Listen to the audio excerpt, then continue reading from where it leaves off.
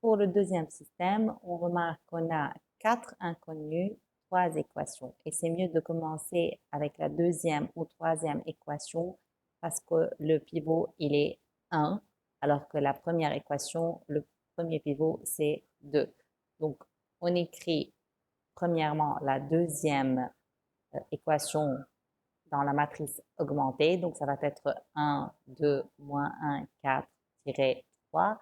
Puis, par exemple, on écrit la dernière équation, ça va être 1, 7, moins 4, 11 et A. Et finalement, 2, moins 1, Z, T avec 2. Donc, ça, c'est la matrice augmentée. On peut maintenant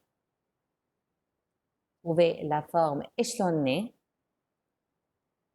Donc, on fixe la première ligne. On peut annuler le premier pivot de la deuxième ligne en utilisant L2 moins L1. Donc 1 moins 1, c'est 0. 7 moins 2, c'est 5. Moins 4, moins 1, donc plus 1, c'est moins 3. 11 moins 4, 7. Et finalement, A moins 3.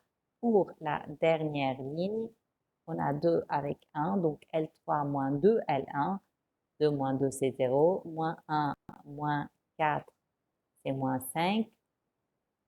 1 plus 2, 3, 11, moins 8, moins 7, et finalement 2, moins 6, c'est moins 4. Donc maintenant, on fixe la première ligne et la deuxième ligne.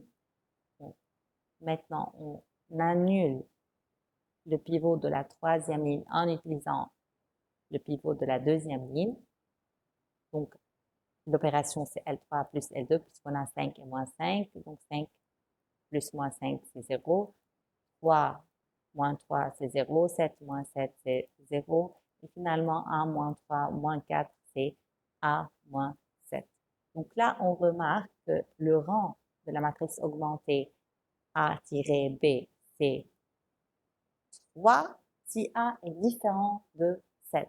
Donc le premier cas, si A est différent de 7, le rang de AB égale à 3, alors que le rang de A, donc ça c'est le rang de A, c'est seulement 2, puisqu'ils sont différents, donc il n'y a pas de solution. Ça c'est la première méthode. La deuxième méthode, la ligne L3 vous donne 0x plus 0y plus 0z plus 0t, qui est 0, égale A moins 7, et A moins 7 différent de 0 parce que A est différent de 7, donc pareil, pas de solution. Deuxième cas, si A égale à 7, donc la dernière ligne, elle est nulle. La première ligne, elle est la même. Ce qui change, c'est juste ce terme-là. Ça va être 7 moins 3, c'est 4. Et tout le reste ne change pas. Donc, à condition bien sûr que la dernière ligne, elle est toute nulle. Maintenant, le rang de AB, c'est 2 et le rang de A aussi 2, strictement inférieur à 4 qui est le nombre d'inconnus. Donc là, attention, c'est pas 3, c'est 4 parce qu'il y a 4 inconnus, X, Y, Z et T. Donc, on a infinité de solutions. On commence avec la ligne L2, 5Y moins 3Z plus 7T égale à 4. Donc, 5Y, c'est 4 plus 3Z moins 7T. On trouve Y. Maintenant, on passe à la première ligne.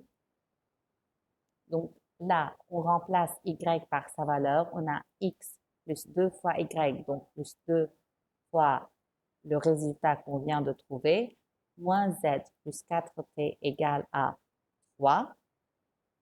Donc si vous simplifiez, X va être 7 sur 5 moins 1 sur 5Z moins 6 sur 5T. Ainsi, on remarque qu'on a trouvé X en fonction de Z et T et Y en fonction de Z et T pour n'importe quelle valeur de Z et pour n'importe quelle valeur de T. Donc, l'ensemble des solutions, c'est la forme qu'on a trouvée pour X, la forme qu'on a trouvée pour Z, pour Y, désolé, et là, pour n'importe quelle valeur de Z, pour n'importe quelle valeur de T, à condition bien sûr qu'ils appartiennent à